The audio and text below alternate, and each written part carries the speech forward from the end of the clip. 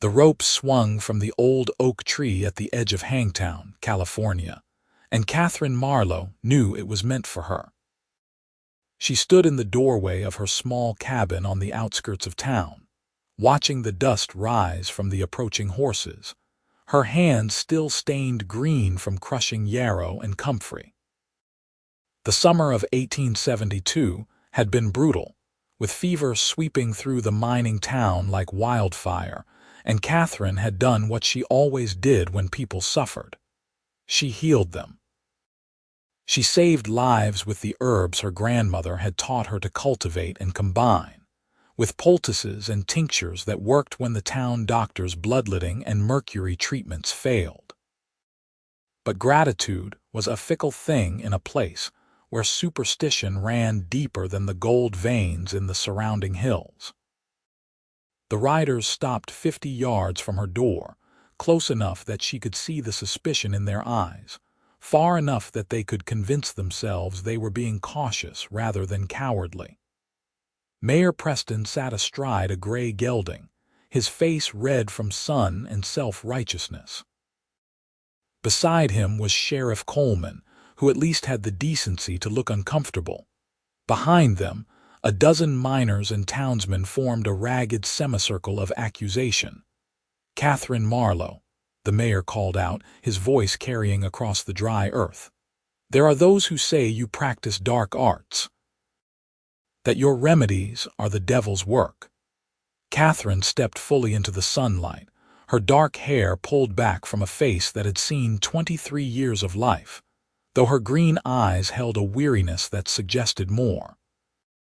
She wore a simple dress of faded blue cotton, practical and modest, with sleeves rolled to her elbows. There was nothing threatening about her appearance, and yet these men looked at her as though she might curse them where they stood. "I practice healing," she said, her voice steady. "Nothing more. I use what grows from the earth that God created. If that is witchcraft to you, then you must think God himself is in league with the devil." "Blasphemy," someone muttered from the back of the group. "Mrs. Henderson died last week," the mayor continued, ignoring her words, "after drinking one of your teas." "Mrs. Henderson was 78 years old with a failing heart," Katherine replied, fighting to keep the anger from her voice. "I gave her chamomile and hawthorn to ease her pain in her final days. I did not kill her. Time did that, as it does to all of us eventually." "And what about the Garrett boy?" another man shouted. "He had convulsions after you treated him." "The Garrett boy ate nightshade berries on a dare from his friends. I gave him activated charcoal and made him vomit up the poison. He is alive today because of what I did. You can ask his mother." "His mother says you spoke strange words over him," the mayor said. "That you drew symbols on his chest." Katherine closed her eyes briefly, summoning patience she did not feel. "I recited the Lord's Prayer in Latin, which my grandmother taught me. The symbols were a cross, drawn in ash, but I suppose that sounds sinister enough if you wanted to." She could see the crowd shifting, uncertain. Most of these men had come to her door at one time or another, seeking remedies for themselves or their families. She had set broken bones, treated burns, eased childbirth, cured infections. But fear was a powerful thing and it needed a target. Then she heard it. The sound of a horse approaching fast, hoofbeats thundering up the road from the direction of town. The crowd parted, hands moving instinctively toward weapons, then relaxing when they saw it was one man riding alone. Katherine had seen Vincent Ellsworth around town before, though they had never spoken. He was a cowboy who worked the ranches in the valley, moving from place to place as the seasons demanded. Tall and lean, with dark hair that touched his collar and eyes the color of whiskey in sunlight. He was perhaps 26 or 27, with the weathered look of a man who spent his days under an unforgiving sun. There was a hardness to him, the kind that came from living rough, but also a steadiness that drew the eye. He rode directly into the space between Katherine and the assembled men, pulling his horse to a sharp stop that kicked up a cloud of dust. "What is this?" he demanded, looking from the mayor to the sheriff to the rope hanging from the oak tree. "What are you people doing?" "This is not your concern, Ellsworth," the mayor said stiffly. "This is town business." "Town business," Vincent repeated, his voice dripping with contempt. He swung down from his horse with easy grace, keeping himself positioned between Katherine and the others. "Looks more like a mob to me." "Looks like you are about to do something you cannot take back." "The woman is accused of witchcraft," the mayor said. "There must be a reckoning." Vincent turned then, and for the first time his eyes met Katherine's. She saw something in them that made her breath catch. Recognition, perhaps, or understanding, or maybe just the simple acknowledgement of one human being to another. "This woman saved my life," Vincent said, turning back to face the crowd. His words fell like stones into still water. 3 weeks ago, I was working the northern range when my horse threw me. Stepped in a gopher hole and went down hard. My leg was broken, bone showing through the skin. I managed to crawl to my horse and make it back to town, but the doctor was drunk, as he often is. He wanted to take the leg off. Said it was the only way to stop infection from killing me. He paused, letting his words sink in. Katherine remembered that day clearly. The cowboy had been pale with pain and blood loss when 2 of his ranch hands had brought him to her door. The doctor had already made his pronouncement, and they had come to her as a last desperate measure. "Miss Marlowe set the bone," Vincent continued. "She cleaned the wound with something that burned like hellfire but kept the rot away. She made poultices from plants I could not name and changed them twice a day for a week. She gave me willow bark tea for the pain and elderflower to keep the fever down. And when I was strong enough, she showed me exercises to work the leg so the muscles would not wither." He took a step forward, his hand moving to his belt. For a moment the men tensed, but he only pulled up the leg of his dusty trousers to reveal his calf. The scar was visible, a ragged line where the bone had broken through, but the leg was whole and sound. "I am standing here on 2 legs because of her," Vincent said. "I am alive because of her knowledge and her kindness. She asked for no payment beyond what I could afford, which was little enough. She sat with me through the worst of it when I was out of my head with fever, and she prayed over me. Not in Latin or any other strange tongue, but in plain English that I could understand." He let his trouser leg fall and stood tall, meeting the mayor's gaze directly. "So if you want to call her a witch, you will have to go through me first, and I promise you that will not be easy." The silence that followed was thick and heavy. Katherine felt something shift in the air, a subtle change in the balance of power. The men looked at each other, uncertain now. Vincent Ellsworth was not someone to cross lightly. He had a reputation as a fair man but a hard one, and he wore his gun like someone who knew how to use it. Sheriff Coleman cleared his throat. "Vincent makes a good point. Maybe we are being hasty here." "Hasty," the mayor sputtered.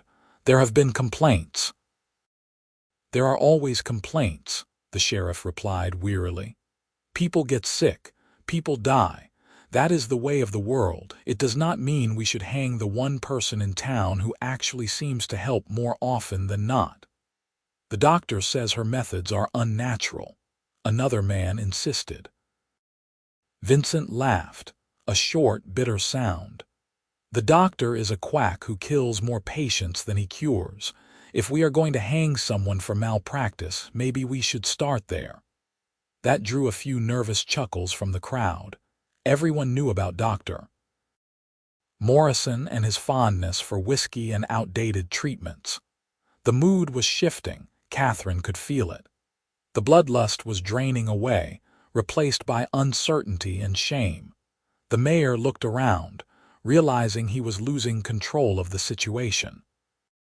"This is not over," he said, trying to salvage some authority. There will be a proper inquiry. But until then, Miss Marlowe, you are to cease your activities. No more treatments, no more remedies. You understand?" Katherine wanted to argue, wanted to point out that people would suffer and die without her help, but Vincent caught her eye and gave the slightest shake of his head. "Pick your battles," his expression seemed to say. "I understand," she said quietly. The mayor looked dissatisfied but nodded curtly. "Very well. Come along, men. We have said what needed to be said." The crowd dispersed slowly, reluctantly, like men walking away from a promised entertainment. Soon only Vincent remained, standing beside his horse, looking at Katherine with an expression she could not quite read. "Thank you," she said, her voice barely above a whisper. "You did not have to do that." "Yes, I did," he replied simply. "I meant what I said. You saved my life. I did what anyone with the knowledge would have done. But you were the only one who had that knowledge. Or at least the only one willing to use it." He gathered his horse's reins, preparing to mount. "They will not give up easily, you know. Men like Preston do not like to be contradicted in public." "I know." Katherine wrapped her arms around herself despite the heat. "But what choice do I have? This is my home, and people need help." Vincent studied her for a long moment, and she found herself unable to look away from those amber eyes. There was something in them that made her feel seen, truly seen, in a way that was both unsettling and strangely comforting. "If you need anything," he said finally, "I am staying at the boarding house on 2nd Street. Send word." "I will. Thank you again, Mr. Ellsworth." "Vincent," he corrected. "I think we are beyond formalities now." "Vincent," she repeated, testing the name. "I am Katherine." He touched the brim of his hat in a gesture that was somehow both casual and courtly. "I know who you are, Katherine. Everyone in this town knows who you are." He swung into his saddle with the easy confidence of a man who had spent more time on horseback than on foot. As he turned to ride away, Katherine called out to him, "Vincent, your leg, does it still pain you?" He looked back over his shoulder, and for the first time she saw him smile. It transformed his face, softening the hard edges and lighting something warm in his eyes. "Only when it rains," he said, "which means you did a better job than I had any right to expect." Then he was gone, riding back toward town in a swirl of dust, leaving Katherine standing in front of her cabin with her heart beating faster than it should, and a strange warmth spreading through her chest that had nothing to do with the summer sun. She went back inside, closing the door firmly behind her, and leaned against it for a moment, trying to gather her scattered thoughts. The cabin was small but tidy, one main room that served as both living space and workroom, with a small bedroom partitioned off at the back. Bundles of dried herbs hung from the rafters, filling the air with their mingled scents. Lavender and sage, peppermint and thyme, rosemary and chamomile. Her work table was covered with mortars and pestles, glass jars, clean cloth for bandages, and the leather-bound journal where she recorded her recipes and observations. This was her world, built with her own hands and her grandmother's wisdom. She would not let fear and ignorance take it from her. But even as she returned to her work, grinding dried feverfew into powder, she found her thoughts drifting back to Vincent Ellsworth, to the way he had placed himself between her and danger without hesitation, to the conviction in his voice when he defended her, to that smile that had caught her completely off guard. She barely knew him. He was a drifter, a cowboy who would likely move on when the season changed. She had no reason to think of him at all, let alone with this strange flutter in her stomach and warmth in her cheeks. But she did think of him. All through the long afternoon and into the evening, as she tended her garden and prepared tinctures and tried to focus on anything else, Vincent Ellsworth remained stubbornly present in her mind. The next morning brought a knock at her door just after sunrise. Catherine answered it to find a young woman she recognized as Sarah Chen, who ran the laundry service in town with her family. Sarah was holding her left hand cradly against her chest, her face tight with pain. "I am sorry to bother you, Miss Marlowe," Sarah said quietly. "I know you have been told to stop treating people, but my hand, it got caught in the wringer this morning. I think something is broken, and the doctor, he does not treat Chinese people." Catherine felt anger flash through her at that last statement, but she pushed it aside. "Doctor." Morrison's prejudices were well known and one more mark against him in her estimation. She gently took Sarah's hand, examining it carefully. 2 fingers were badly swollen, bent at an unnatural angle. "Come inside," Catherine said, standing aside. "Quickly." She worked carefully, setting the broken fingers and splinting them with small pieces of wood and clean linen. Sarah bore the pain stoically, only hissing slightly when Catherine had to manipulate the bones back into alignment.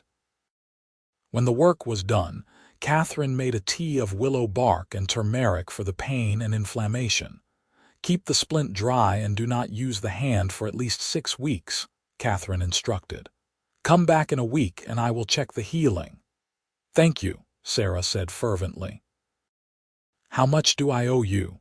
"Nothing. You owe me nothing. But I must pay something," Catherine smiled. "Then bring me some of those almond cookies your mother makes. That will be payment enough." Sarah left through the back door, taking the path through the woods that would keep her away from prying eyes. Catherine had barely cleaned up from the treatment when there was another knock. Then another. Word had spread despite the mayor's decree, or perhaps because of it. People came quietly, shamefaced but desperate, seeking help for ailments both serious and minor. Catherine treated them all. She knew she was taking a risk, defying the mayor's order, but she could not turn away people in pain. It went against everything her grandmother had taught her, everything she believed about her purpose in this life. By noon she was exhausted, and she was just sitting down to rest when she heard horses approaching once more.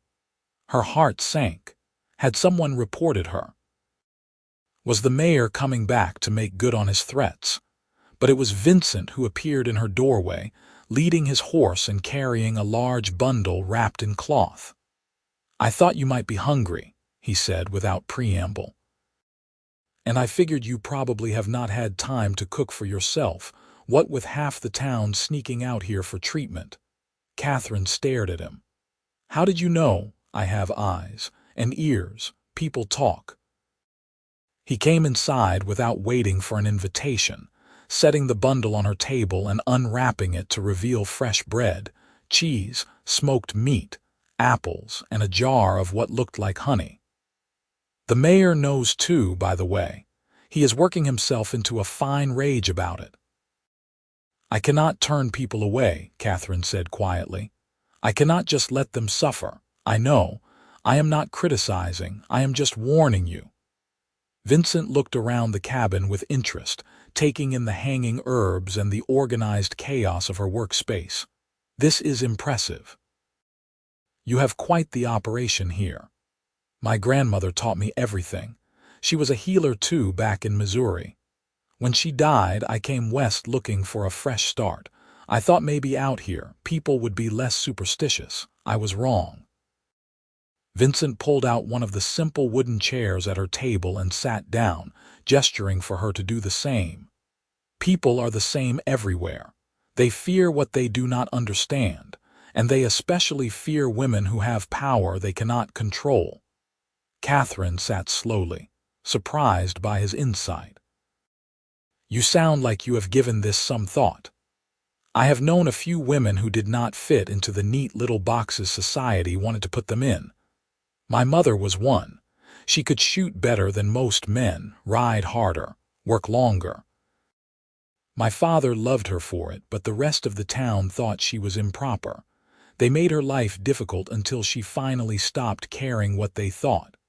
"What happened to her?" Vincent's expression darkened. "Cholera, when I was 15. My father followed her 6 months later. I think he died of a broken heart as much as anything else. I am sorry. It was a long time ago. He pushed the food toward her. Eat. You look like you have been working since dawn. Katherine realized she was hungry, ravenously so. She had skipped breakfast in her haste to treat her patients. She tore off a piece of bread and spread it with honey, the sweet richness exploding on her tongue. Vincent watched her with something that might have been satisfaction. "Why are you being so kind to me?" she asked after she had taken the edge off her hunger. "You do not know me. I am just someone who set your leg. You did more than that. You listened when I told you I did not want to lose my leg. The doctor would not have listened. He would have done what he thought was best, regardless of what I wanted. You treated me like I had a say in my own body, my own life. That might not seem like much, but it meant everything to me." Katherine felt warmth spread through her chest again, that same feeling from yesterday. Most people do not see it that way. They want to be told what to do. They want someone else to take responsibility. Most people are fools. Vincent helped himself to a piece of cheese. "But you already knew that." They ate together in comfortable silence for a while. Katherine found herself relaxing in his presence, the tension of the morning draining away. There was something solid about Vincent, something reliable.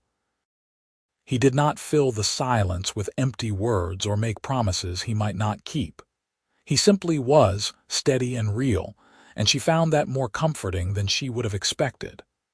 "The mayor is planning to call a town meeting," Vincent said eventually. 3 days from now.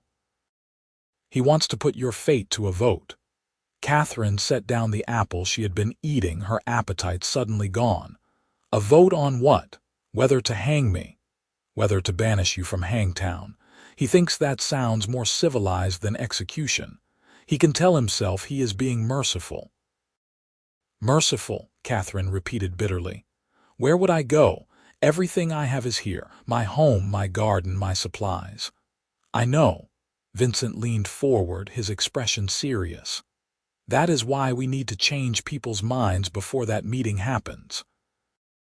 We need to remind them of everyone you have helped, all the lives you have saved. We need to make them see you as a healer, not a threat." Katherine looked at him in surprise. "This is not your fight, Vincent. I am making it my fight." His voice was firm, brooking no argument. "You stood alone yesterday. You should not have to stand alone again." Katherine felt tears prick at her eyes and blinked them back fiercely. She was not used to having allies, to having someone stand with her rather than apart from her. The feeling was overwhelming and precious. "Why?" she whispered. "Why would you do this for me?" Vincent was quiet for a long moment, his amber eyes searching her face. When he spoke, his voice was soft but certain. "Because it is the right thing to do, and because I think you are remarkable, Katherine Marlowe. This town does not deserve you, but I will be damned if I let them drive you away." The air between them seemed to thicken, charged with something Katherine could not name but could definitely feel. Her heart was racing again, and she could not seem to look away from Vincent's eyes, from the intensity she saw there. "I should go," Vincent said abruptly, standing up. "I have work at the ranch, but I will be back tomorrow. In the meantime, be careful. Do not give Preston any more ammunition against you." "I will try," Katherine said, standing as well. "But if people come needing help, I cannot turn them away. I know, just be discreet." He moved toward the door, then paused. "Lock this at night, will you? And if anyone threatens you, anyone at all, you send for me immediately. Promise me." "I promise." He seemed satisfied with that. He touched his hat again in that courtly gesture and was gone, riding back toward town. Katherine stood in the doorway and watched him go, her hand pressed against her chest where her heart was beating like a wild bird. She spent the rest of the day working in her garden, tending the plants that were the source of her remedies. Calendula for wounds and skin ailments. echinacea to boost the body's defenses against illness, comfrey for broken bones and torn muscles, St. John's wort for melancholy and nerve pain. Each plant had its purpose, its gift to offer if you knew how to ask. Her grandmother had taught her that healing was about more than just the physical body. It was about treating the whole person, mind and spirit as well as flesh and bone. It was about listening, really listening, to what patients told you and what they could not say. It was about respect and compassion, and the understanding that every life mattered, every suffering deserved attention. That was what the mayor and his supporters did not understand.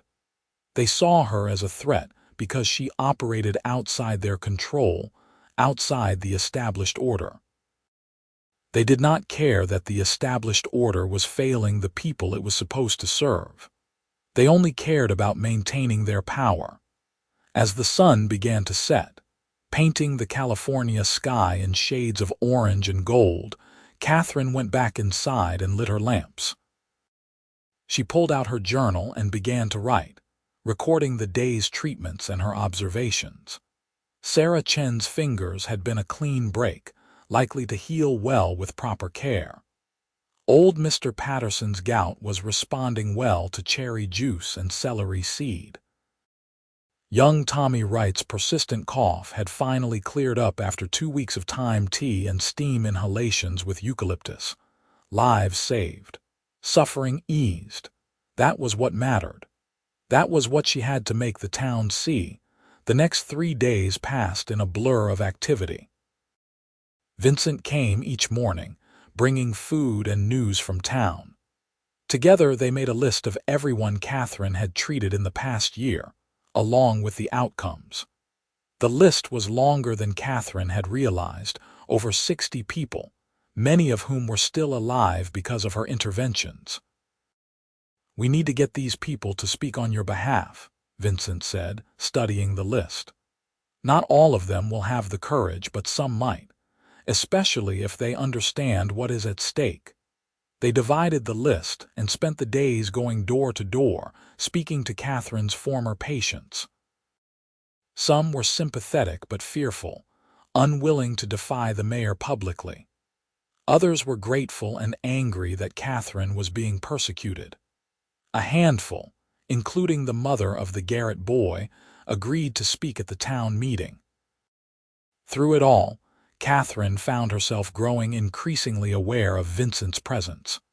The way he moved with quiet confidence, never rushing but never wasting motion. The way he listened intently when people spoke, giving them his full attention. The way he smiled at her when they managed to convince someone to support her. A smile that made her feel like they were conspirators in some grand adventure. She learned things about him too, gleaned from casual conversation as they worked. He had been on his own since he was 16, working ranches and drives from Texas to Montana. He could read and write, taught by his mother who had been a schoolteacher before she married.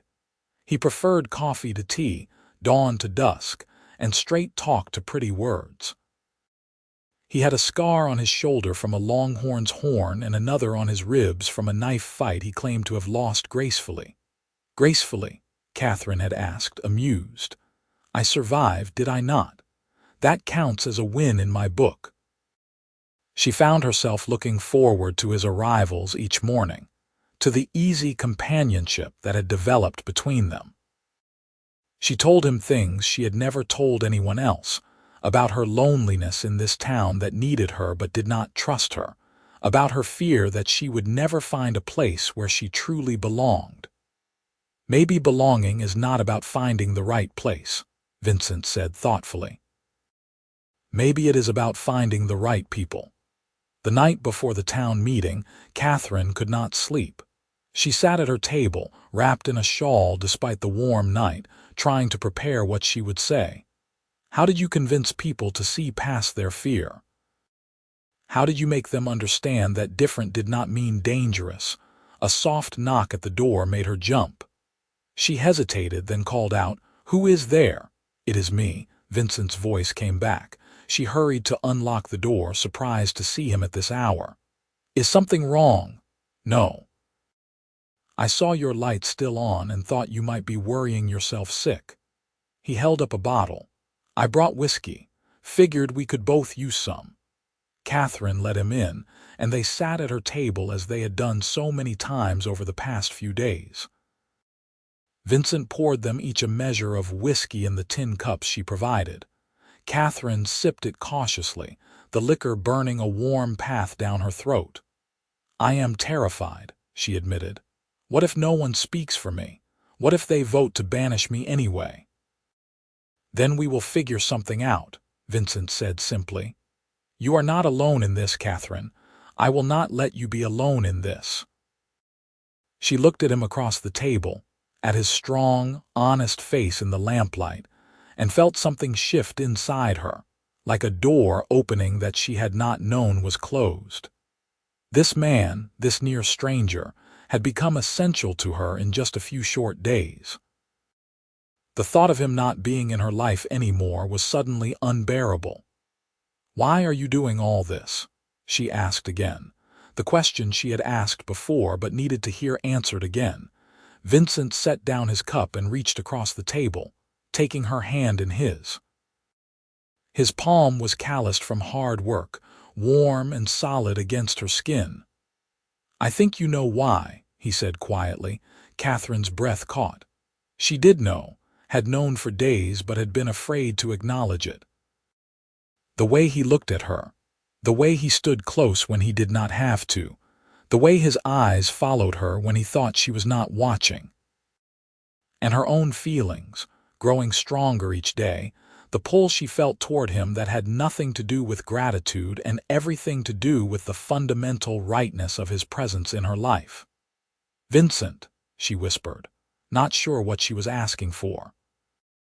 He stood, still holding her hand, and drew her gently to her feet. They stood close, so close she could feel the heat of his body, smell the clean scent of soap and leather and something uniquely him.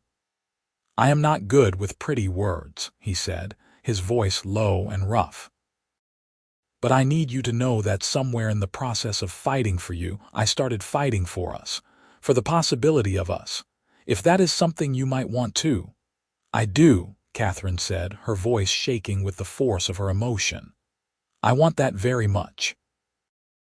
Vincent smiled then, that transformative smile that lit up his whole face, and slowly, giving her every chance to pull away, he leaned down and kissed her. His lips were warm and gentle, questioning rather than demanding. Katherine melted into the kiss, her free hand coming up to rest against his chest where she could feel his heart beating as fast as her own. The kiss deepened, tender and sweet and full of promise. When they finally pulled apart, both breathing hard, Vincent rested his forehead against hers. "Whatever happens tomorrow," he said softly, "we face it together, and whatever comes after, we figure it out together if you will have me." "Yes," Katherine said, tears of joy sliding down her cheeks. "Yes, I will have you." They held each other for a long time in the lamplight, drawing strength and comfort from the simple miracle of connection, of not being alone anymore. The town meeting was held in the church, the only building large enough to hold everyone. Katherine entered with Vincent at her side, feeling every eye in the room fix on her. The church was packed, people standing along the walls and crowding the aisles. She recognized most of them. Merchants and miners, ranchers and railroad workers, the women who did laundry and cooking and cleaning, the Chinese and Mexican families who lived on the edges of town and were rarely invited to participate in town business. Mayor Preston stood at the front, flanked by Sheriff Coleman and several council members. Dr. Morrison was there too, looking smug and superior. Katherine felt anger flash through her at the sight of him, but Vincent squeezed her hand reassuringly. "We will get through this," he murmured. The mayor called the meeting to order and launched into a lengthy speech about the sanctity of Christian values and the dangers of superstition and ungodly practices. Katherine listened with growing frustration as he twisted everything she did into something sinister. He made her healing sound like curses, her knowledge like witchcraft. Finally, he opened the floor for testimony. Dr. Morrison spoke first, condemning Katherine's methods as unscientific and dangerous. He claimed she was undermining proper medical practice and putting lives at risk. "She treats people with weeds and mumbled prayers," he said, his voice dripping with disdain. "She has no formal training, no understanding of medical science. It is only a matter of time before her ignorance kills someone." Katherine wanted to stand up and challenge him, to point out his own failures and the lives lost to his outdated treatments, but Vincent held her back. "Wait," he whispered. "Let them have their say first, then we have ours." Several other people spoke against her, repeating rumors and suspicions. Katherine felt her hope dwindling with each accusation. Then Vincent stood and the room fell silent. "I would like to speak," he said, his voice carrying clearly through the church. The mayor looked annoyed but nodded. "Very well, Mr. Ellsworth." Vincent walked to the front, every inch of him radiating confidence and conviction. He told the story of his broken leg again, in even more detail than before, describing the pain and fear and the doctor's insistence on amputation. "Miss Marlowe saved my leg," he said. "More than that, she saved my livelihood. A one-legged cowboy is no cowboy at all. I would have been crippled for life, unable to work, probably ending up begging on street corners. Instead, I am whole and healthy and able to provide for myself. That is what her knowledge and skill gave me." He paused, looking around the room. "But I am not the only one she has helped.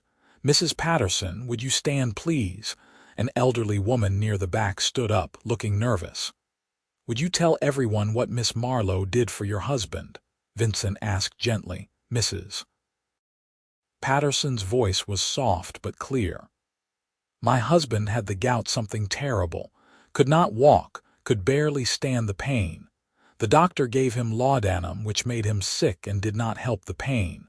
Miss Marlowe gave him some juice and seeds, told him what foods to avoid. Within a week, he was walking again. That was 6 months ago, and he has not had an attack since." Vincent nodded his thanks, and Mrs. Patterson sat down. "Mr. Chen, would you stand?" Sarah Chen's father, a dignified man in his 50s, stood. He spoke with a heavy accent but with unmistakable sincerity. "My daughter Sarah, she break fingers in laundry equipment. The doctor, he will not see Chinese people, he turn us away. Miss Marlowe, she fix the fingers, give medicine for pain. Sarah's hand, it is healed now, working fine. Miss Marlowe save her livelihood too." One by one, people stood to testify. The Garrett boy's mother, tearful and defiant, described how Katherine had saved her son from deadly poisoning. A young ranch hand told how Katherine had cured an infection that the doctor said would cost him his hand. An older Mexican woman spoke in halting English about a difficult childbirth, where Katherine's knowledge had saved both mother and child. Katherine watched in amazement as person after person stood to defend her. These were people who had been afraid to speak out before, but Vincent had given them courage. He had shown them that they did not have to accept the mayor's narrative, that they could tell their own truths. The tide in the room was shifting. Katherine could feel it, could see it in the faces around her. Doubt was creeping in, replacing certainty. People were remembering their own experiences, their own healing, rather than the rumors they had heard. Finally, Vincent returned to his seat beside Katherine, his hand finding hers again. The mayor looked furious, his face red and his jaw clenched. He tried to regain control, insisting that good intentions were not enough to excuse ungodly practices, but his words fell flat. Sheriff Coleman stood up. "Mr. Mayor, with all respect, I think we have heard enough." It seems clear to me that Miss Marlowe has done far more good than harm in this town. Maybe instead of driving her out, we should be thanking her." A murmur of agreement rippled through the crowd. The mayor looked around wildly, realizing he had lost. "There is still the question of her methods," he insisted. "The strange words, the symbols." Catherine stood then, her legs shaking but her voice steady. "I speak Latin prayers because my grandmother taught them to me, and they comfort me when I am doing difficult work. I draw symbols of the cross because I am a Christian woman who believes in God's power to heal. I use plants and herbs because God put them on this earth for our use." Genesis chapter 1, verse 29. "Behold, I have given you every herb-bearing seed which is upon the face of all the earth." I am simply using what God provided. She looked around the room, meeting as many eyes as she could. "I have never asked anyone to abandon their faith or their doctor.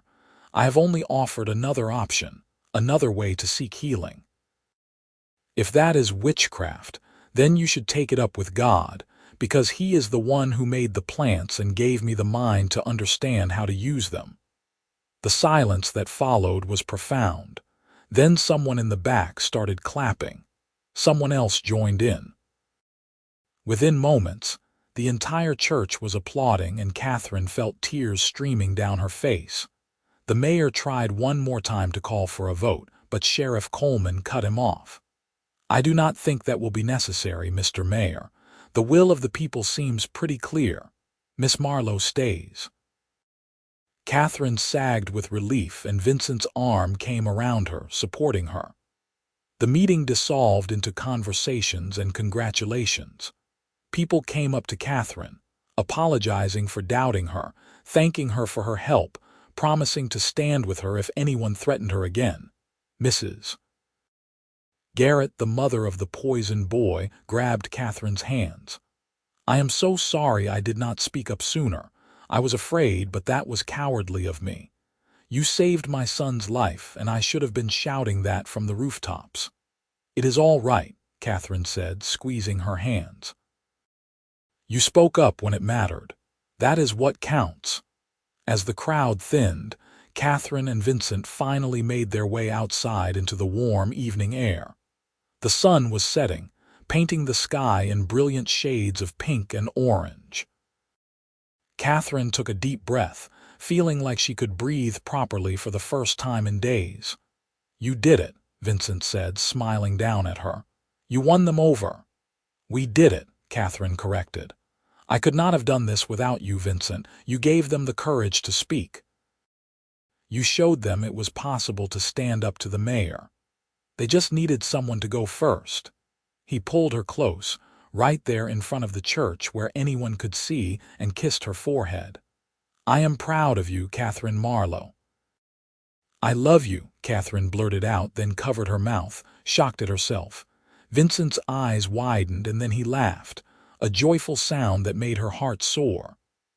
"Well, that is fortunate, because I love you too. Have since about the third day, I spent helping you prepare for this meeting, watching you care so much about people who have treated you so poorly." They stood there grinning at each other like fools until Sheriff Coleman came out and cleared his throat pointedly. "Congratulations on your victory, Miss Marlowe," he said.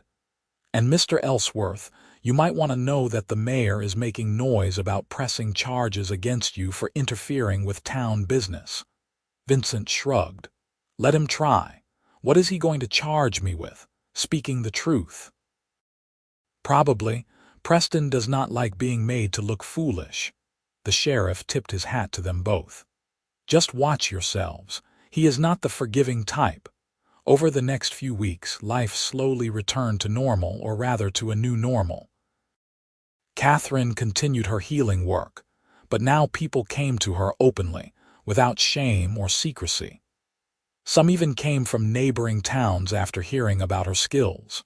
She was busier than ever, but Vincent helped when he could, learning about herbs and remedies with genuine interest. They spent nearly every evening together, talking and laughing and learning each other's stories. Vincent told her about his years on the cattle trails, about the beauty and brutality of life in the open range. Katherine told him about her grandmother, about the magic of watching plants grow and transform into medicine, about her dreams of one day having a real clinic where she could treat people properly. "What if we built it together?" Vincent asked one night as they sat on her porch watching the stars. "A real clinic like you described, with room for patients to stay if they need to and a proper garden for your herbs." Katherine looked at him, hardly daring to hope. "That would cost money, more than either of us has. I have been saving my wages for years. Did not have anything I wanted to spend them on before." He took her hand, his thumb tracing circles on her palm. "Besides, I was thinking maybe it was time I settled down, took on a different kind of work. There is a ranch for sale in the valley, good land with water rights. I have been talking to the bank about a loan. Vincent, that is a huge commitment, I know. But I am tired of drifting, Katherine. I want roots, I want a home, I want a future." He paused, then added softly, "I want you." Katherine's heart was so full she thought it might burst. "I want you too. I want all of that." They sat in comfortable silence for a while, hands linked, dreaming of the future they would build together. The mayor, true to form, tried to cause trouble. He spread rumors, made complaints to the county authorities, even tried to get the sheriff to arrest Katherine on some trumped-up charge. But Sheriff Coleman refused, and the county officials who came to investigate found nothing but grateful patience and a skilled healer using traditional methods that had been practiced for centuries. Vincent's defense of Katherine had made him popular in town, and when word got around that he was planning to buy the Morrison Ranch, several men approached him about working there. The Morrison Ranch, despite the name, had no relation to the doctor. It belonged to an elderly widower who was moving east to live with his daughter. "We could use a boss who is not a tyrant," one grizzled cowhand said, "and who understands that working men deserve to be treated fairly." Vincent hired 6 men, all of them known for their reliability and skill. Together they worked the ranch, raising cattle and horses. It was hard work, but satisfying in a way that drifting from job to job had never been. Vincent came home each evening to Katherine's cabin, and they would share a meal and talk about their days. 6 months after the town meeting, on a crisp October evening, Vincent came to Katherine's door with his hat in his hands and a nervous expression on his face. "Katherine Marlowe," he said formally, "I am not a man of fancy words or grand gestures. But I know what I want, and I want to spend the rest of my life with you. I want to build that clinic together and work that ranch together and face whatever comes together. Will you marry me?" Katherine did not hesitate. "Yes, yes, absolutely yes." They were married in the same church where Katherine had fought for her right to stay in Hangtown. The wedding was small but joyful, attended by the people who had spoken up for Katherine and the men who worked Vincent's ranch. Sarah Chen and her mother made Katherine's dress, a simple but elegant creation in cream-colored silk. Mrs. Garrett provided flowers from her garden. The sheriff gave Katherine away, since she had no family of her own. Vincent stood at the altar looking uncomfortable in his Sunday suit, but his face lit up when he saw Katherine walking down the aisle. They spoke their vows with steady voices and shining eyes, promising to love and honor each other through all the days of their lives. The celebration afterward was held at Vincent's ranch, which was now their ranch. People brought food and music, and they danced under the stars as Katherine had never imagined herself doing. She felt like she was floating, wrapped in Vincent's arms, surrounded by friends and well-wishers. "Happy," Vincent murmured in her ear as they swayed to a fiddle tune. "Happier than I ever thought possible," Katherine replied honestly. They spent their wedding night in the ranch house, which Vincent had been quietly renovating for months. He had added a room specifically for Catherine's healing work, with shelves for her supplies and good light for examining patients. It was the most thoughtful gift anyone had ever given her. "You knew I would say yes," she accused, laughing through tears as he showed her the room. "I hoped," Vincent corrected, pulling her close. "I hoped very much." Their life together fell into a rhythm that felt as natural as breathing. Katherine continued her healing work, and her reputation spread. People came from miles around seeking her help for ailments that doctors could not or would not treat. She was especially sought after by women and children, by Chinese and Mexican families, by anyone who had been turned away from traditional medicine. Vincent supported her completely, building her the clinic he had promised, with patient rooms and a large garden for medicinal herbs. He helped her gather plants from the hills, learned to recognize the useful from the harmful, and even began to assist with simple treatments when she was overwhelmed with patients. "You would have made a good healer yourself," Katherine told him one day as she watched him carefully apply a poultice to a ranch hand's sprained ankle. "I had a good teacher," Vincent replied, finishing the bandage with a neat knot. Their first winter together was hard but beautiful. Snow came to the valley, unusual for California, and they spent long evenings by the fire, reading to each other and making plans for spring planting. Vincent taught Katherine to shoot, insisting that anyone living on a ranch needed to know how to protect themselves and the livestock. "I do not want to shoot anyone," Katherine protested. "Neither do I. But sometimes the world does not give us a choice. Better to know how and not need it than need it and not know how." She proved to be a decent shot, though she never grew to like it. But she appreciated Vincent's concern for her safety, and she practiced until she could hit a target reliably. Spring brought new life to the ranch and new challenges. One of their mares had a difficult birth, and Katherine found herself elbow-deep in blood and amniotic fluid, working to turn a breached foal. Vincent held the mare's head, speaking softly to calm her, while Katherine struggled to save both animals. Finally, after what felt like hours but was probably only minutes, the foal emerged, weak but alive. Katherine cleared its airways and rubbed it vigorously with straw until it took its first shuddering breath. The mare, exhausted but alive, began to clean her baby with long strokes of her tongue. Katherine sat back on her heels, covered in blood and fluids, and started to laugh. Vincent looked at her like she had lost her mind. "I have delivered human babies," she explained, wiping tears of mirth and exhaustion from her face. "But that was my first horse. I was terrified I would kill them both." Vincent helped her to her feet and kissed her despite the mess she was covered in. "You were magnificent. You saved them both." "We saved them both," Katherine corrected, as she always did when Vincent gave her credit. That summer, Katherine realized she was pregnant. She had been feeling queasy in the mornings and was more tired than usual, but she had attributed it to her heavy workload.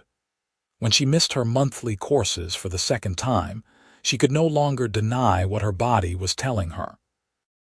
She told Vincent that evening as they sat on the porch watching the sunset. He was quiet for so long that she started to worry, but then he turned to her with wonder written all over his face. "A baby," he said softly. "We are going to have a baby. Are you happy about it?" Katherine asked, suddenly uncertain. Vincent pulled her into his arms, holding her so tight she could barely breathe. "Happy does not begin to cover it. I am terrified and thrilled and grateful all at once. When? Early spring, I think. March or April." They spent the next months preparing. Vincent building a cradle with his own hands and Katherine sewing tiny clothes during the evenings. She continued her healing work, but began to cut back, training a young woman named Emma, who had shown interest in learning her methods. "You need to rest," Vincent insisted. "The work will still be there after the baby comes. I know. But people depend on me, and Emma is learning quickly. She can handle the simple cases, and the difficult ones can wait until you are ready." Katherine knew he was right, but it was hard to step back from work that had defined her for so long. Still, she did it, trusting Emma and trusting that the world would keep turning even if she was not constantly attending to it. The pregnancy was relatively easy, though Katherine dealt with the usual discomforts: swollen ankles, back pain, the constant need to urinate. Vincent was endlessly patient, rubbing her feet and making her special teas and generally treating her like she was made of glass. "I am not fragile," she protested when he insisted on helping her mount her horse for what was supposed to be a short ride. "I know. But you are precious and you are carrying our child. Let me fuss over you. It makes me feel useful." How could she argue with that? She let him fuss, secretly enjoying the attention even as she pretended to be annoyed by it. Their son was born on a cold March morning in 1874, arriving with the dawn and a lusty cry that echoed through the ranch house. Katherine labored for 12 hours, attended by Emma and Mrs. Chen, who had experience as a midwife. Vincent paced outside the bedroom, driven nearly mad by the sounds of his wife in pain and unable to help. When Emma finally emerged to tell him he had a son, he rushed past her to find Katherine propped up in bed, exhausted but radiant, holding a tiny bundle wrapped in soft blankets. "Meet your son," Katherine said, her voice hoarse from hours of labor. Vincent approached slowly, almost reverently, and looked down at the tiny red face of his child. The baby had a shock of dark hair and was wailing indignantly at the indignity of being born. "He is perfect," Vincent whispered, sitting carefully on the edge of the bed. "You are perfect." "How do you feel?" "Like I just pushed a watermelon out of my body," Katherine said with a tired laugh. "But happy. So happy." They named him James after Vincent's father, with the middle name Thomas after Katherine's grandfather. Little James was a good baby, nursing well and sleeping in reasonable stretches.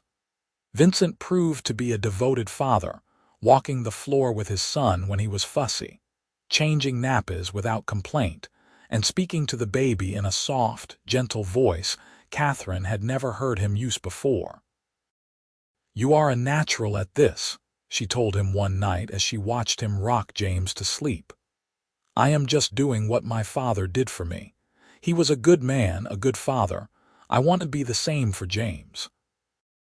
Katherine's heart swelled with love for this man who had come into her life so unexpectedly and changed everything. They had built something real and lasting together, something that would continue in the tiny life sleeping peacefully in his father's arms. As James grew from infant to toddler, Katherine gradually returned to her healing work, balancing it with motherhood in a way that sometimes felt impossible but somehow worked. Vincent hired a young Mexican woman named Rosa to help with the house and the baby, giving Katherine the freedom to see patients without constantly worrying about James. The clinic they had built became a fixture of the valley, known for treating anyone who came regardless of their ability to pay. Katherine taught Emma and 2 other young women her methods, creating a small network of healers who could serve the community. She also began writing down her knowledge in detailed journals, creating a record that would outlast her. "You are building a legacy," Vincent observed one evening as he watched her write. "I am just trying to make sure the knowledge does not die with me," Katherine replied. "Too much wisdom has been lost because women like my grandmother could not read or write well enough to record it. I want to do better." James grew into a bright, curious child who loved following his mother around the clinic and his father around the ranch. By the time he was 4, He could identify most common medicinal herbs and recite their uses. He could also sit a horse like he had been born to it and rope a fence post with reasonable accuracy. "That boy is going to be a handful," Vincent said with obvious pride as they watched James chase chickens around the yard. "He comes by it honestly," Katherine replied, thinking of both Vincent's wandering past and her own stubborn independence. They had 2 more children over the next few years.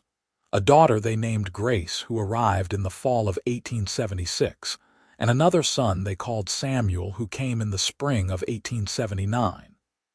The ranch house that had seemed so spacious became filled with the noise and chaos of a growing family. Katherine had never imagined herself as a mother, let alone a mother of 3, but she found she loved it in ways that surprised her. She loved the weight of a nursing baby in her arms, the sticky kisses of a toddler, the endless questions of a curious child. Vincent was a patient and loving father to all of them, teaching them to ride and rope, to track and hunt, to work hard and treat others fairly. The years passed in a blur of joy and challenge. The ranch prospered under Vincent's careful management. The clinic served hundreds of patients each year, saving lives and easing suffering. Katherine's reputation as a healer spread beyond California, and she occasionally received letters from other healers asking for advice or sharing their own knowledge. The mayor, who had tried to drive her out, eventually moved away, replaced by a younger man who appreciated Katherine's contributions to the community. Dr. Morrison drank himself to death one winter, unmourned and largely forgotten. New people came to Hangtown, drawn by gold and opportunity, and most of them came to accept Katherine as simply part of the landscape. The healer everyone went to when they needed real help. There were hard times too. One terrible winter, influenza swept through the valley, and Katherine worked herself to exhaustion trying to save everyone. She could not. Some died despite her best efforts, and each death cut her deeply. Vincent held her through those dark nights when the weight of loss threatened to crush her. "You cannot save everyone," he told her gently. "You can only do your best, and your best is better than anyone else's. It does not feel like enough. I know, but it has to be enough because it is all any of us can do." James grew tall and strong, inheriting his father's build and his mother's green eyes. He was quieter than his siblings, more thoughtful, and he showed a natural talent for healing that delighted Katherine. By the time he was 15, he was assisting her with complex treatments and developing his own theories about how different remedies work together. Grace was wild and free, more interested in horses and cattle than herbs and healing. She could outride most of the ranch hands by the time she was 12, and she had her father's gift for understanding animals. She declared at age 10 that she was going to have the biggest ranch in California someday, and no one doubted she would do it. Samuel was the quiet one, the dreamer who preferred books to physical labor. He taught himself to draw and filled notebooks with detailed sketches of plants and animals, of the ranch, and the people who lived there. Katherine recognized in him the soul of an artist and encouraged him, even when others suggested he should be more practical. "The world needs dreamers as much as it needs healers and ranchers," she told Vincent when he worried about Samuel's future. "I know. I just want all of them to be happy to find their place. They will. We will help them, just like we helped each other." One evening, when Katherine was 46 and Vincent was 49, they sat on their porch as they had done countless times over the years. Their children were grown now, James studying medicine in San Francisco with his mother's blessing, Grace working a small ranch of her own with her husband, Samuel teaching art at a school in Sacramento. "We did all right, did we not?" Vincent asked, his hand finding Katherine's as naturally as breathing. We did better than all right. We did wonderfully. She thought back to that day when he had ridden up to her cabin, putting himself between her and a mob. She had been so alone then, so certain she would always be alone. And now she had this. A life full of love and purpose, children who were finding their own paths, a partner who had stood by her through everything. "I would do it all again," Katherine said softly. "Every hard moment, every struggle, every fear. It all led to this, to us, and I would not change a single thing." Vincent raised their joined hands and kissed her knuckles, a gesture as familiar as it was cherished. "Neither would I. You saved my life that day when you set my leg, Katherine, but you did more than that. You gave me a reason to stop drifting, a place to belong. You gave me a home." "You gave me the same," Katherine replied, tears pricking her eyes. "You stood up for me when no one else would. You saw me, really saw me, and loved what you saw. That changed everything." They sat in comfortable silence as the sun set over the valley they had made their own, over the ranch and clinic they had built together, over the legacy they were leaving in the lives they had touched and the children they had raised. Katherine thought about the people who had called her a witch for healing with herbs, who had wanted to drive her away or worse. And she thought about the cowboy who had said, "She saved my life, that's enough," and meant it with his whole heart. It had been enough then, and it was enough now. More than enough. It was everything. Years continued to pass with the gentle rhythm of a life well lived.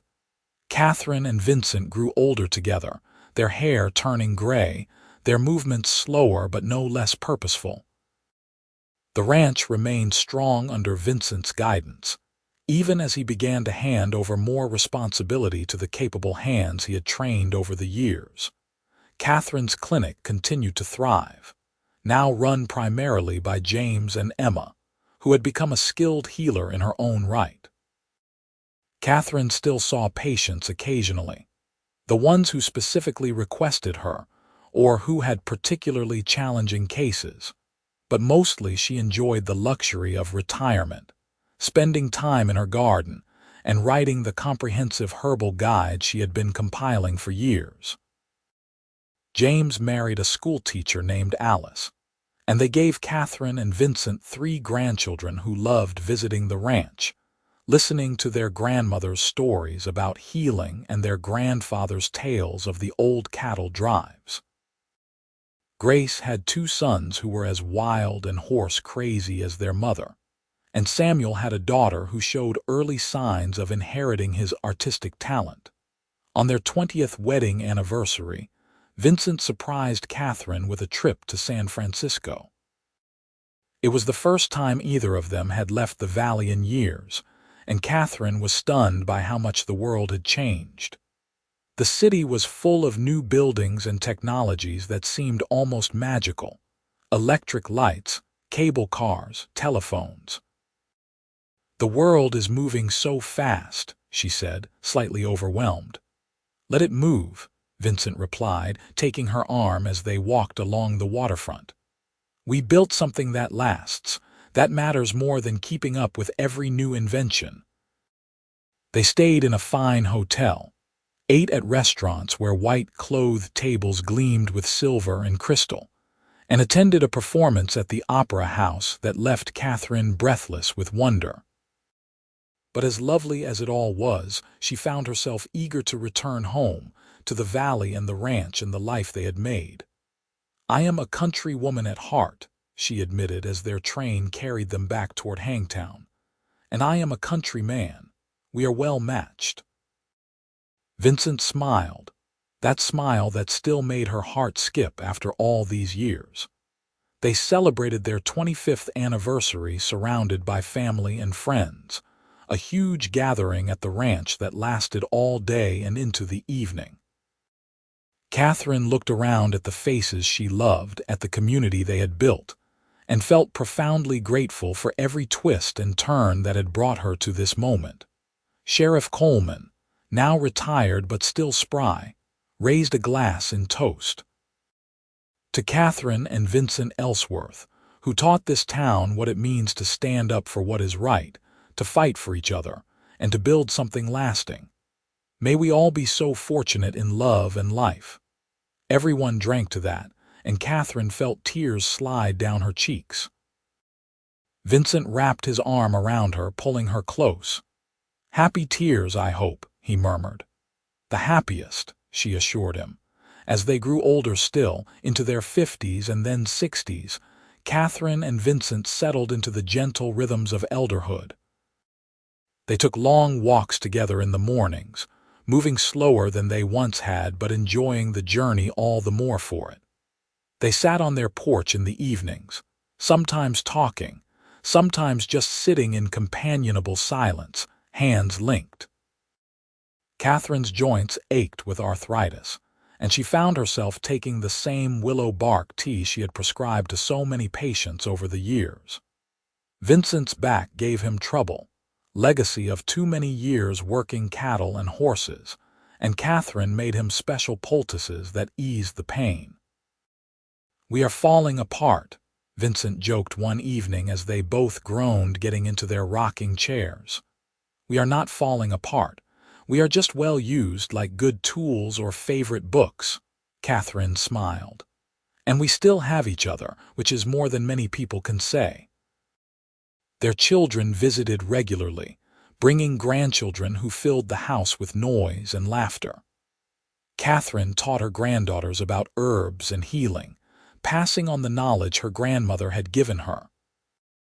Vincent taught his grandsons to ride and rope, to read the weather and understand the land.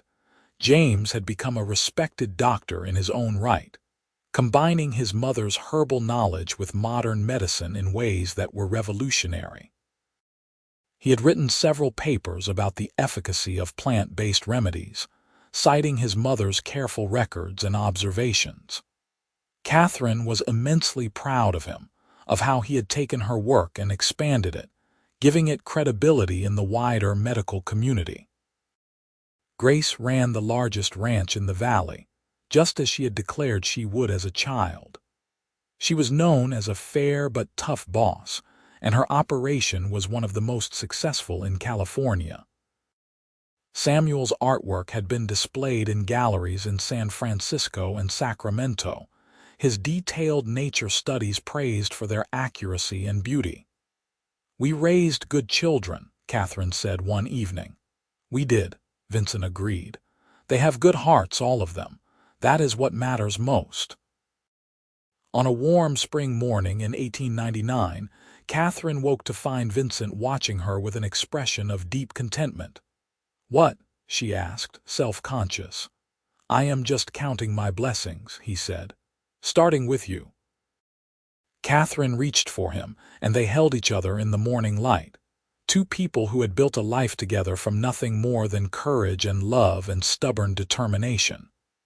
They had faced down mobs and prejudice, drought and disease, loss and grief. They had raised children and built businesses and touched countless lives. And through it all, they had loved each other with a steadiness that never wavered, a devotion that only deepened with time. "I love you," Katherine whispered against Vincent's chest, listening to the steady beat of his heart. "I have loved you since that day you stood between me and the mob. I will love you until my last breath and beyond." "And I love you," Vincent replied, his voice rough with emotion. "You are the best thing that ever happened to me, Katherine Marlowe Ellsworth, the very best thing." They rose eventually, as they always did, to face another day. Vincent went out to check on the horses, moving carefully but still capable. Katherine worked in her garden, tending the plants that had been her life's work and passion. They came together for lunch, sharing a simple meal and easy conversation, then parted again to their separate tasks. In the afternoon, Katherine sat on the porch with her journal, writing down a new remedy she had been developing for respiratory ailments. Vincent joined her after a while, sitting in his rocker with a book he had been meaning to read for months. The sun moved across the sky, casting long shadows. Birds sang in the trees. A gentle breeze carried the scent of sage and wildflowers.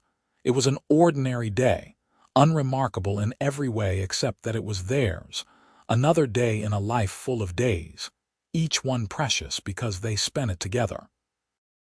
As evening approached, their grandson Timothy came riding up, Grace's eldest boy, now 17 and working his mother's ranch. He had a letter for them, posted from San Francisco.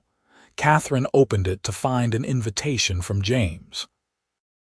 He was being honored by the California Medical Society for his work in integrating traditional herbal medicine with modern practice, and he wanted his parents there to see it. "Will you go?" Vincent asked, reading the letter over her shoulder. "We both will," Katherine said firmly. "He is our son, and we should be there for his moment of recognition." They made the journey to San Francisco one more time, slower and more tiring than before, but worth every moment when they saw the pride on James's face as he accepted his award. In his acceptance speech, he spoke about his mother, about how she had been called a witch for healing with herbs, about how one cowboy's defense had changed everything. "My father stood up for my mother when others wanted to drive her away," James said, his voice carrying through the crowded hall. He said, "She saved my life. That is enough." Those words changed not just their lives, but the lives of everyone my mother went on to treat, everyone I have been able to help because she taught me what she knew. Sometimes the most important thing we can do is stand up for what is right, even when it is hard, even when we stand alone. Katherine wept openly, and Vincent held her hand tightly, his own eyes suspiciously bright. After the ceremony, they were surrounded by doctors and medical students who wanted to meet the famous healer and hear her stories. Katherine told them about her grandmother, about learning to identify plants and understand their properties, about trial and error and careful observation. "The plants tell you what they can do," she said, "if you take the time to listen."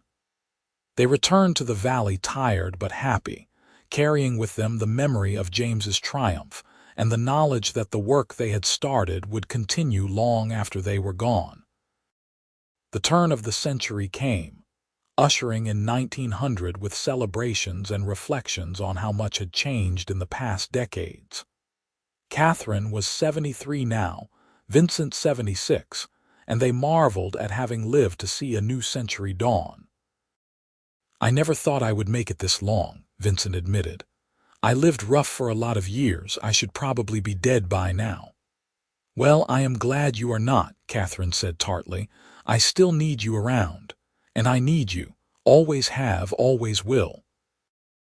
They continued their quiet life, surrounded by family and friends, respected and loved by the community they had served for so long. Katherine still received letters from healers around the country, asking for advice or sharing new discoveries.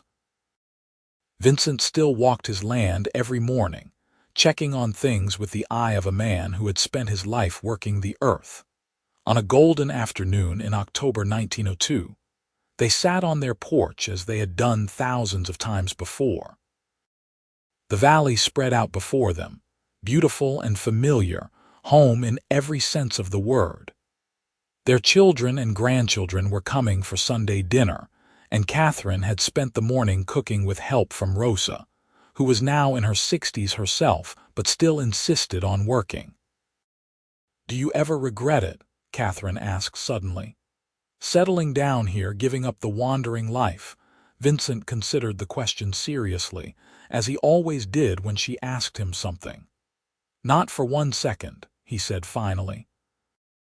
"I thought I loved the freedom of drifting, but what I really loved was the possibility of finding something worth staying for. And I found it. I found you." Katherine leaned her head on his shoulder, comfortable and content. "They called me a witch, you know. They wanted to hang me for helping people. I know. And I said you saved my life, and that was enough. It is still enough. It will always be enough." They sat in peaceful silence as the sun painted the sky in shades of amber and rose. Two people who had built a life together one day at a time, one choice at a time, one act of courage and love at a time. They had faced down hatred with compassion, ignorance with knowledge, fear with faith. And they had won. Not just survival, but a life rich with meaning and connection, with purpose and joy. They had children who carried their values forward, grandchildren who would tell their stories, a community that was better for their presence. As the family began to arrive, filling the house with voices and laughter, Katherine looked at Vincent and smiled. He smiled back, and in that smile was everything they had been to each other. Rescuer and rescued, defender and defended, healer and healed, lover and beloved. The story could have ended so differently. Katherine could have been driven from Hangtown or worse. Vincent could have ridden past her cabin that day, minding his own business like everyone else. They could have remained strangers, their lives following separate paths. But Vincent had chosen to stand up for what was right. Katherine had chosen to trust in that support. And together, they had built something beautiful and lasting from the ashes of fear and superstition. Their grandchildren would ask them, in years to come, to tell the story again. About how grandmother had been called a witch for healing with herbs. About how grandfather had said, "She saved my life, that's enough." About how love and courage had triumphed over hatred and fear. And Katherine and Vincent would tell it, their aged voices bringing the past to life for young ears, teaching the lessons they had learned through hard experience. Stand up for what is right. Fight for those who cannot fight for themselves. Love fiercely and without reservation. Build something that lasts. These were the legacies they left, more valuable than gold, more lasting than any monument of stone.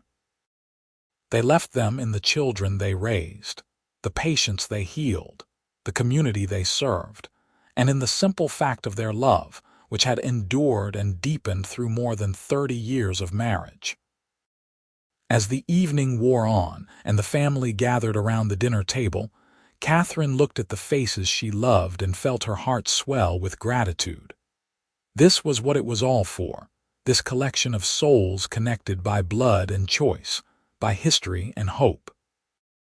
This was the life she and Vincent had built, and it was more than she had ever dared to dream. Vincent caught her eye across the table and winked, a gesture so familiar and beloved that it brought tears to her eyes. After all these years, he could still make her cry with happiness, still make her feel like the most treasured woman in the world. That night, as they prepared for bed, moving through the familiar rituals of a long marriage, Katherine paused to look at Vincent in the lamplight. His hair was white now, his face lined with age, but she still saw the young cowboy who had defended her, who had chosen her, who had loved her with everything he had. "What are you thinking?" Vincent asked, catching her gaze. "That I am the luckiest woman alive," Katherine said simply. "That out of all the places you could have been that day, all the things you could have done, you chose to stand with me. You changed my life, Vincent Ellsworth." "You changed mine right back," Vincent replied, pulling her into his arms. "We changed each other's and we built something new together. That is what love does, I think. It transforms us into better versions of ourselves." They climbed into bed, fitting together the way they had for decades, and Katherine listened to Vincent's breathing slow and deepen as he drifted into sleep. She stayed awake a while longer, savoring the warmth of him beside her, the solid reality of the life they had made. Tomorrow would bring new challenges and joys. Their grandchildren would need wisdom and guidance. The clinic would need oversight. The ranch would need management. But they would face it all together, as they always had. Two people who had found in each other the home they had both been seeking. Katherine finally closed her eyes, a smile on her lips, and drifted into sleep secure in the knowledge that she was loved and cherished, that her life had mattered, that the work she had started would continue long after she was gone. And if she dreamed that night of a younger version of herself, standing defiant before a mob, and a younger Vincent riding to her defense with fire in his eyes and conviction in his voice, well, that was a dream worth having. That was a memory worth treasuring. Because it was the beginning of everything. The moment when two lonely souls found each other. The moment when courage met compassion and created something beautiful. The moment when a cowboy looked at a woman they called a witch and said the words that would echo through the years. "She saved my life, that's enough." It had been enough then. It was enough now. It would always be enough.